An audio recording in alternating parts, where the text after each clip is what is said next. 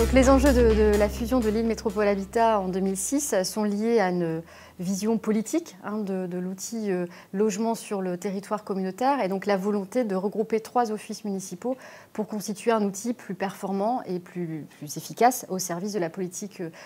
du logement sur la métropole lilloise. Et là où effectivement, dans une période en tout cas de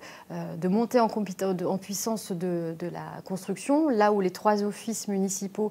peinaient à produire une centaine de logements à eux 3, aujourd'hui, LMH en produit entre 400 et 500 par an.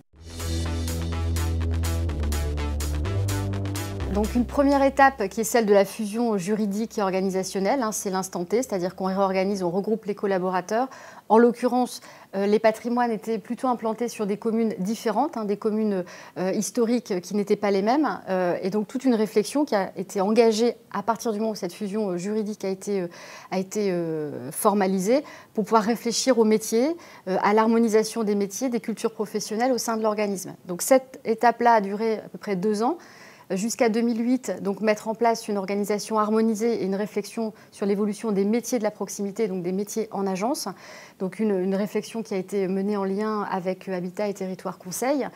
qui nous a ensuite accompagnés dans une étape ultérieure en 2011 sur la création de 2 directions territoriales, donc, qui a consisté en fait à une étape, je dirais, un peu plus affinée de décentralisation d'un certain nombre d'activités qui étaient préalablement rattachées à des directions fonctionnelles, donc toute une réflexion sur la proximité et la vision de la proximité. Et enfin, une étape que nous sommes en train de conduire fin 2014 pour une mise en œuvre effective là, début 2015, qui consiste à aller vraiment jusqu'au bout, là pour le coup la dernière étape après la fusion, d'aller jusqu'au bout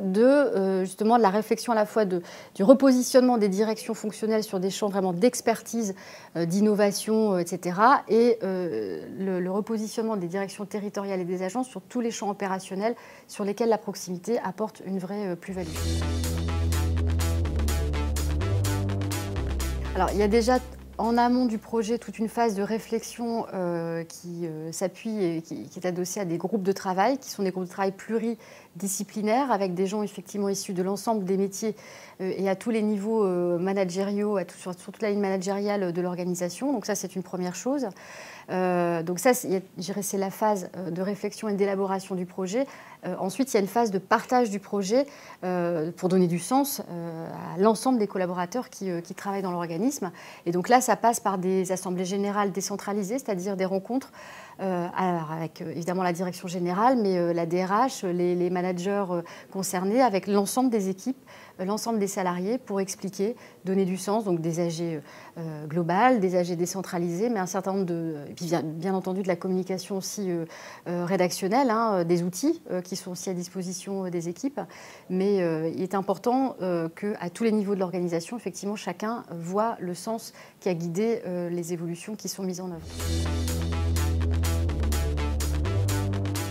Alors, Habitat et Territoire Conseil nous a beaucoup accompagnés au moment de la fusion en 2006, sur la façon justement de pouvoir accompagner les premiers processus de regroupement de collaborateurs, parce que même si effectivement les offices étaient présents majoritairement sur des territoires différents, il y avait quand même un territoire commun sur lequel les 3 offices étaient présents et qui a servi un petit peu de laboratoire aussi, qui a servi un peu de laboratoire à la manière dont on allait pouvoir faire évoluer ensuite les métiers de la proximité. Donc il nous a beaucoup accompagnés à travers de l'animation, du pilotage et de la coordination justement de toutes ces réflexions qui ont irrigué l'ensemble des groupes de travail qui ont existé à ce moment-là.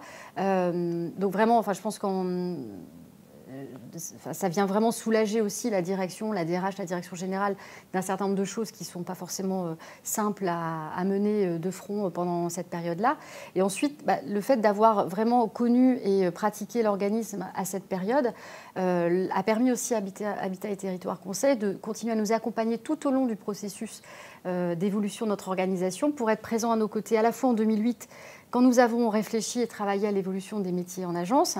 jusqu'à 2011, quand nous avons mis en place et créé donc les directions territoriales, et vraiment d'avoir cette parfaite connaissance à la fois des enjeux, de l'histoire, de la culture de l'organisme, tout au long de ce processus qui prend quand même quelques années, puisqu'on est on sera au 1er janvier 2015 dans la toute dernière étape d'évolution de l'organisation qui succède à la fusion de 2006.